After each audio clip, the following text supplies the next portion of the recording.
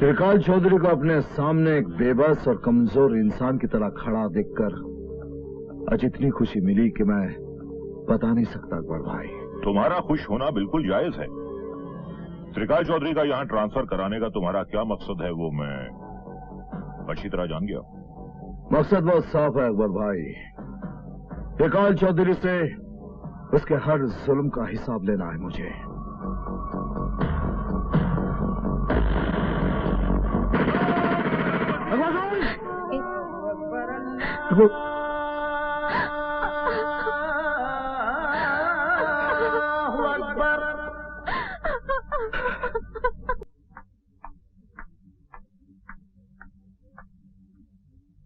नहीं आंटी, आपको तो मालूम है मैं तब सोऊंगा जब अकबर चाचा मुझे कहानियां सुनाएंगे, तभी मुझे नींद आएगी।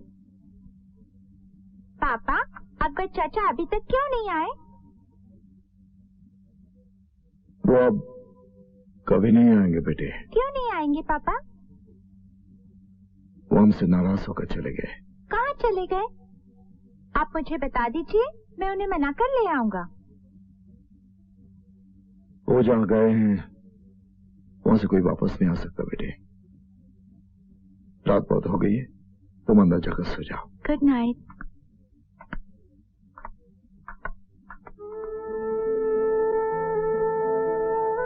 तुम्हारी खामोशी के पीछे जो सवाल छुपा है वो मैं जानता हूं कामना।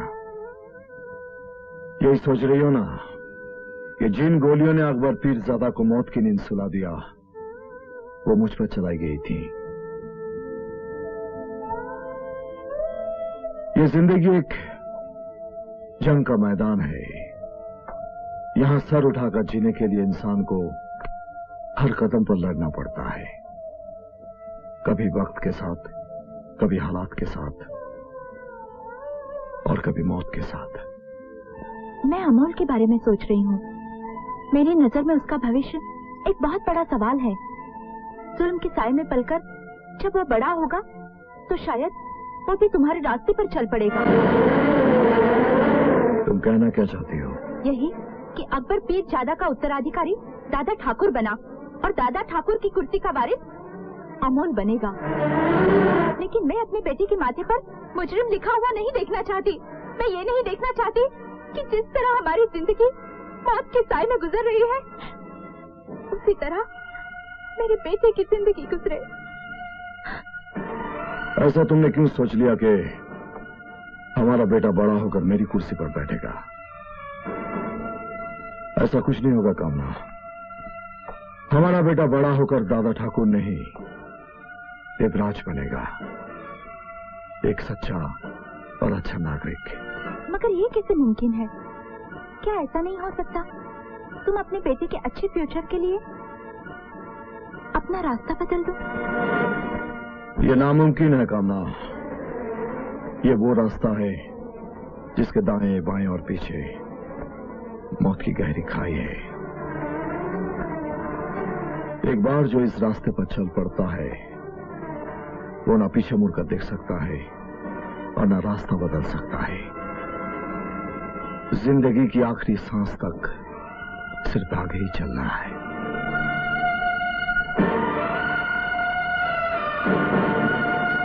देख चीता, दादा ठाकुर अकबर पीरजादा को अपने बाप का माफक समझता था।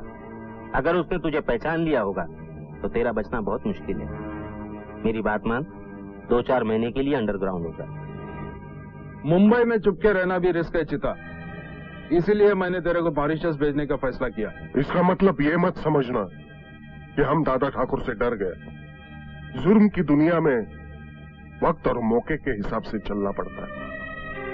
ये लो टिकट, शाम के फ्लाइट से निकल जाना। ठीक है भैया।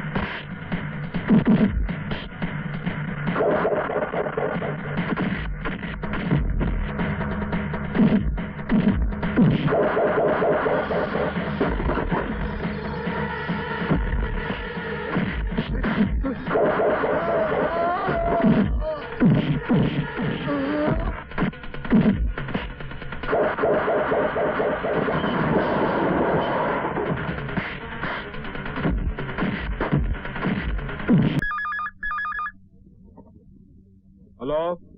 तेरा भाई इस वक्त दादा ठाकुर के कब्जे में है। लेकिन दादा ठाकुर, ये ठीक नहीं है। आखिर मेरा भाई का कसूर क्या है? क्या किया उसने? अगर अपने भाई को जिंदा देखना चाहता है तो 10 मिनट के अंदर मेरे फार्म हाउस पर आ जा, वरना तेरे भाई की लाश मिलेगी।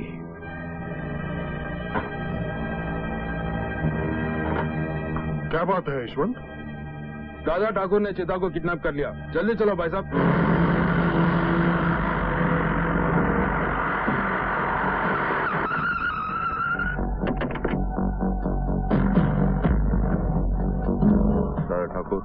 अन्ना और उसके भाई। दादा ठाकुर, चीता कहाँ है? तेरा चीता पर लेटा है। मौत निगल गई उसे। यहां से जाने के बाद एक बात याद रखना, ये शहर जुर्म का भयानक जंगल है और मैं इस जंगल का शेर हूं। अगर इस जंगल में रहना है तो शेर की गुलामी करना सीख, वरना इसका जो अंजाम हुआ है तुम दोनों का भी हो सकता है।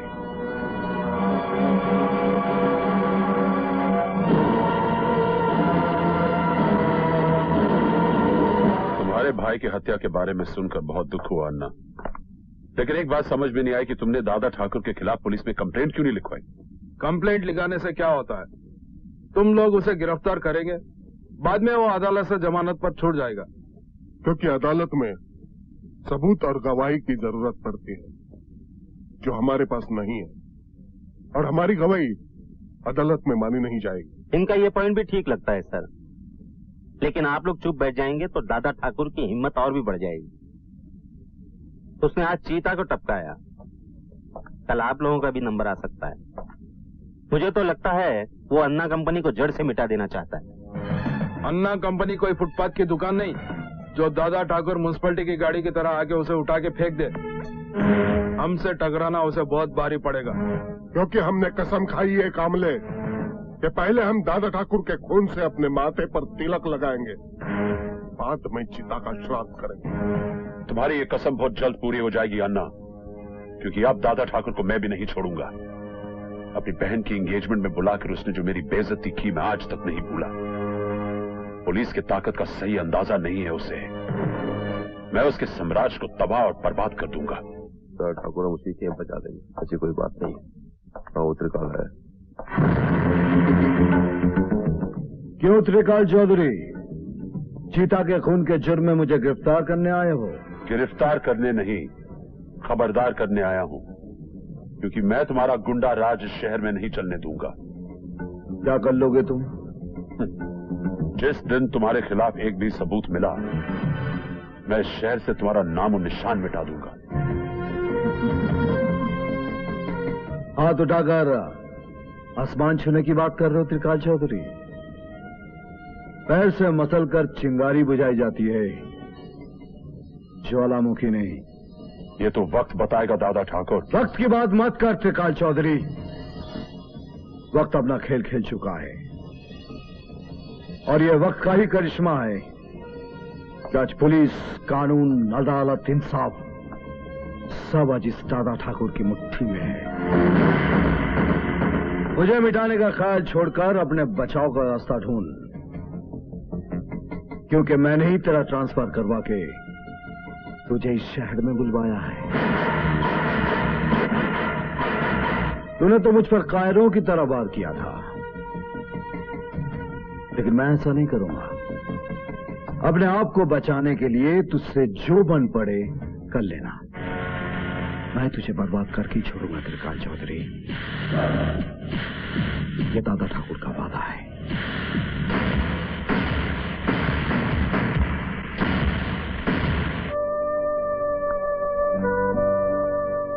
कहो, किस लिए बुलाया है मुझे? मेरे बुलाने पे तुम यहाँ तो आ गई। इससे ये साबित होता है रश्मि कि तुम आज भी मुझसे प्यार करती हो। देखो, मैं यहाँ ज्यादा देर नहीं रुक सकती। जो कुछ कहना है साफ साफ कहो। विवेक के साथ शादी करके तुम सुखी नहीं रह सकोगी। इस रिश्ते से इनकार कर दो रश्मि। तुम जानती हो मैं तुमसे प्यार करता हूँ और अब तुमसे शादी भी करना चाहता हूँ। ये अचानक तुम्हारे दिल में मेरे लिए प्यार कहाँ से जाग गया? तुमने तो खिलवाड़ किया था ना मेरे साथ। मेरी चाहत के बदले जो जख्म तुमने मुझे दिया है, शायद मरते दम तक भी वो नहीं भूलेगा। दिल जिसे चाहता है उससे नफरत कभी कर ही नहीं सकता, लेकिन मुझे पाने का ख्याल अपने दिल से निकाल दो। वक्त ने हमारे बीच ऐसी लक्ष्मण रेखा खींच दी है इंदर कि मैं उसे पार करके कभी तुम्हारे पास नहीं आ सकती।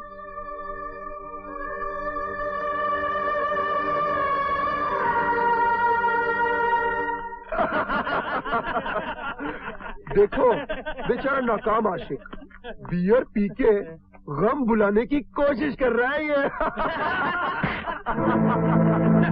मेरी होने वाली बीवी से प्यार करता है ये, मगर वो तो उसे चाहती नहीं है यार। यानी कि डर पिक्चर का शाहरुख खान है। लड़की पटाने के लिए मर्दानगी होनी चाहिए, ये तो साला पानी कम चाय है क्या?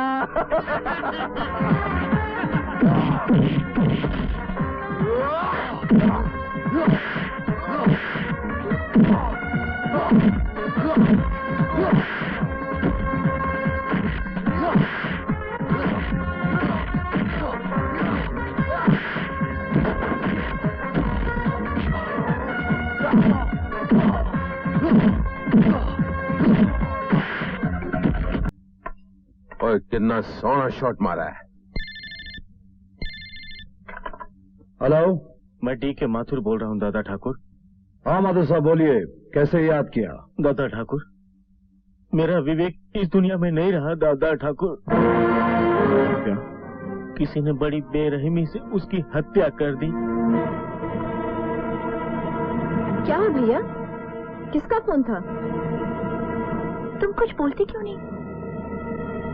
एक बुरी खबर है, किसी ने विवेक का खून कर दिया।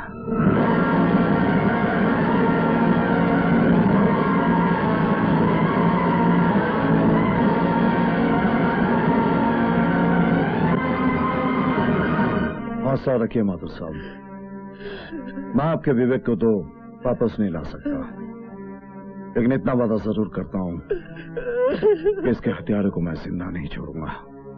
विवेक के साथ किसी की जाती दुश्मनी रही हो या आपको किसी पर शक है तो मुझे बताइए।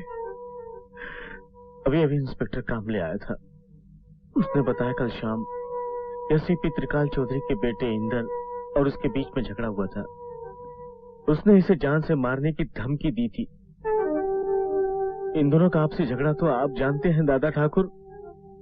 उसने मेरे बेटे को मार दिया दादा Thakur.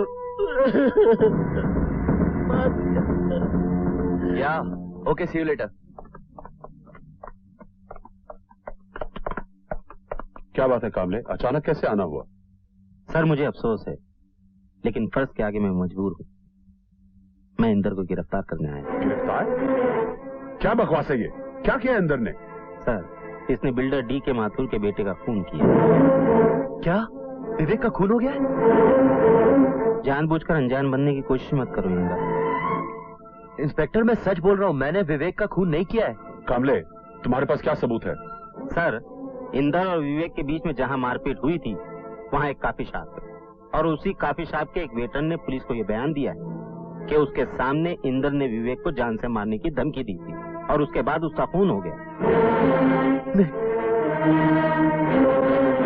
I am sorry sir, मुझे इंदर को गिरफ्तार करना ही पड़ेगा। आप चुप क्यों खड़े हैं? कुछ बोलते क्यों नहीं? हमारा बेटा इंदर वो खूनी नहीं हो सकता। सुधा मैं जानता हूँ, लेकिन इस वक्त मैं इंदर को गिरफ्तार होने से रोक नहीं सकता। कामले तुम अपनी ड्यूटी पूरी करो। यस सर, चलो। इंदर